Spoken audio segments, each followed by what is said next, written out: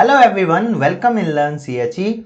Here we are with our 10 MCQ series and today we are going to discuss about 10 MCQs of thermodynamics. So before starting the video, if you haven't joined Learn CHE YouTube channel, you can subscribe it and press the bell icon, and you can also join our other social media handles. So let's start our first MCQ question. So the first MCQ question is, which of the following is an extensive properties of a system? Okay, and here are the four options. The first one is molar heat capacity, okay, and the second one is heat capacity, and the third one is pressure, and the fourth one is the third one is temperature, and the fourth one is a pressure. In our previous video we discussed about the properties, and we also discuss about the extensive property as well as intensive property, right? And I told you that the intensive properties are those properties which are independent of the mass, but the extensive properties are those properties which are depend upon the mass, right?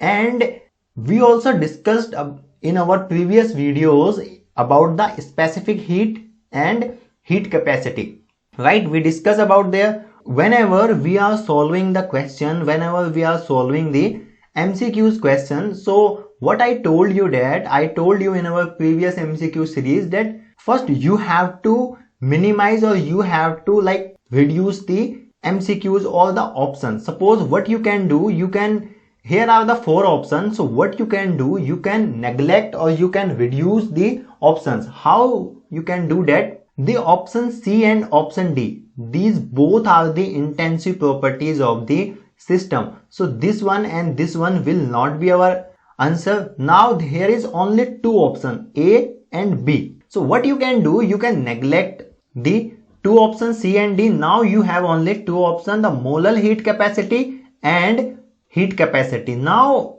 in our previous video we discussed about the heat capacity, and the heat capacity formula was, suppose this is the heat capacity and its formula was mass into specific heat, right?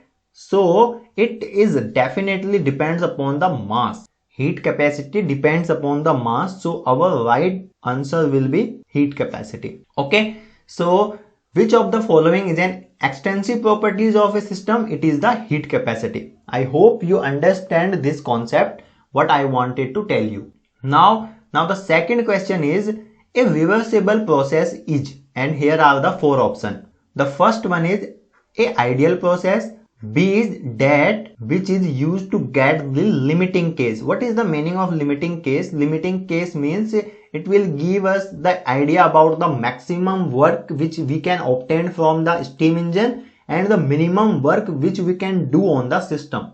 Okay, and the C is yields the maximum amount of work. Okay, and all of the above. Okay, so what is a reversible process? Basically, reversible process is an ideal concept. Okay, so this option is a okay option. Okay, this option is a right option. Okay, now the ideal concept, this is the ideal concept, as well as it gives us the information about the maximum amount of work. So this is also our right option. And now we will discuss about the option B, and the option B is that which is used to get the limiting case. Yes, in the case of reversible process we get the information about the limiting case, and with respect to that limiting case we try to work on our practical system or practical case. Like we want to increase the efficiency of our practical machines and practical engine with respect to this limiting case. So the right answer will be all of the above. This will be our right. I hope you understand what is a reversible process. Now the third question, and the third question is,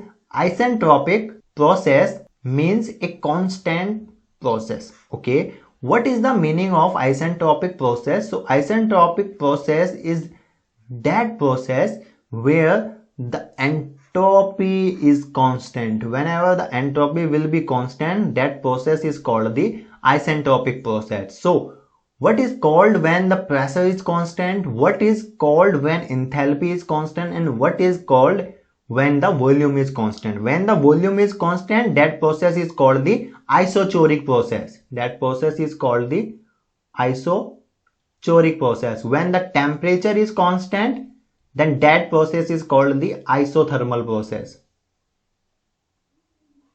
Now please let me in the comments box what will be the process should be called when the pressure is constant and when is the enthalpy is constant. Okay, so here is the right option is entropy. Whenever the entropy will be constant, that process will be called the isentropic process. So now the fourth question. These all questions are very basic questions.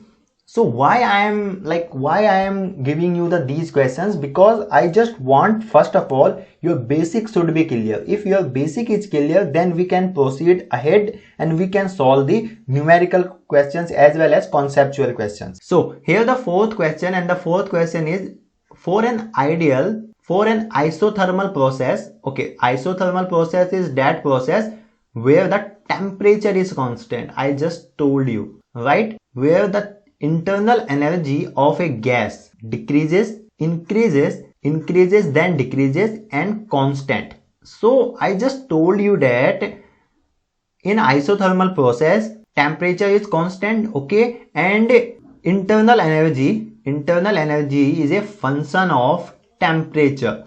So when the temperature will be constant, then this internal energy will be remain unchanged. It will be remain unchanged, right? So the option D will be the right option. I hope you got my point, what I want to say to you. Okay, if you do not know about the internal energy, please let me in the comments box. I'll make the separate video on what is the meaning of internal energy.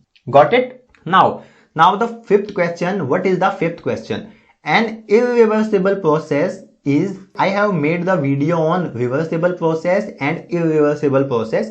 If you haven't watched that video, you can watch that video. I'll give the link in the description, because when you will understand about the reversible process and irreversible process, then your concept will be clear about the process, right? And it will help you while studying the thermodynamics subject. So here are the four options. The option A is a irreversible process is related to the frictionless machines and system. No, this is not the right option. Why this is not the right option?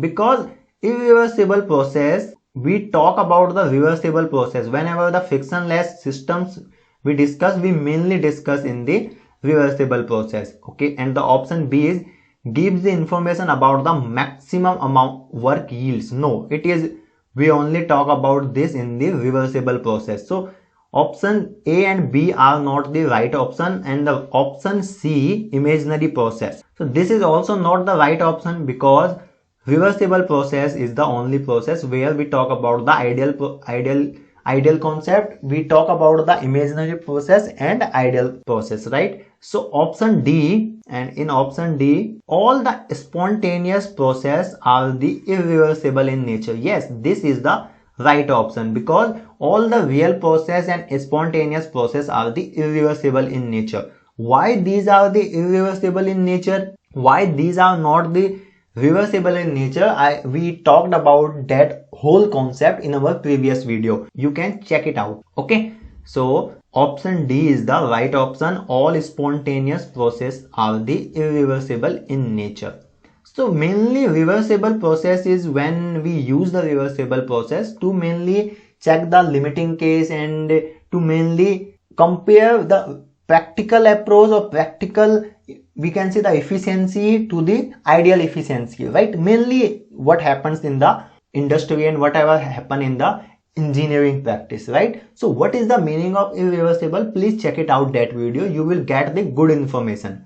And for time being, D is the right option. That is, all spontaneous process are the irreversible in nature. Okay. Now the sixth question, and the very basic question. Efficiency of a heat engine working on the Carnot cycle depend upon the pressure only, depends upon the working fluids, whatever the working fluid is there. C is the temperature or to temperature only, and D is the all the above. Okay, so when we discuss about the Carnot cycle, okay, when the C.D. Carnot sir gave the concept of Carnot cycle, its main purpose was to increase the efficiency or to enhance the efficiency of the steam engine, right? And this Carnot cycle, when the Carnot gave this Carnot cycle, so the efficiency, suppose this one is my efficiency, so efficiency was mainly depend upon the temperature.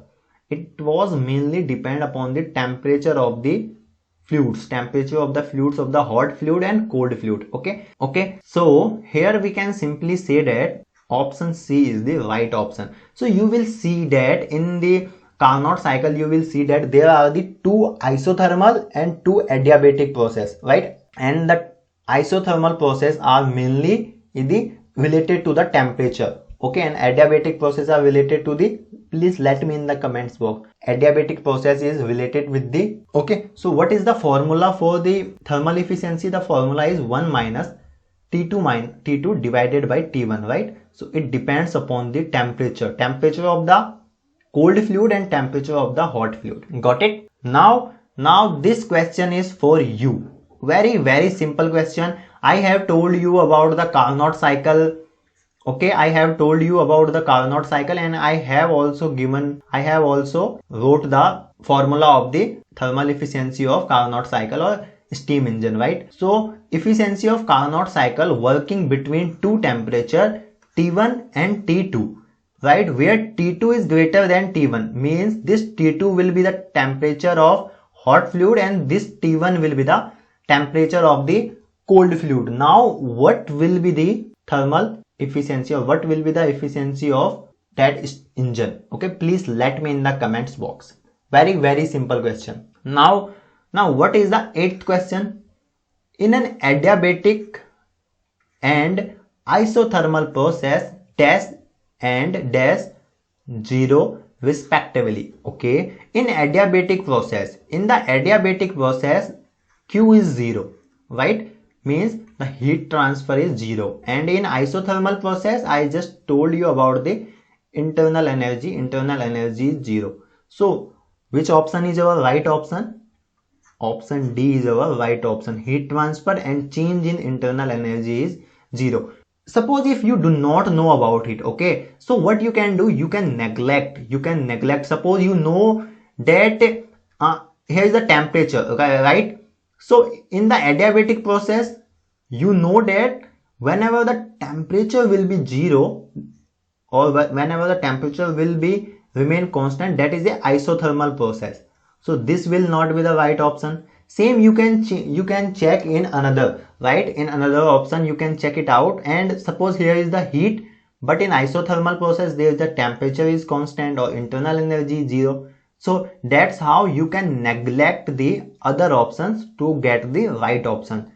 So option D is the right option in our case. So the 9th question is Charles' law for gases states that, very simple question.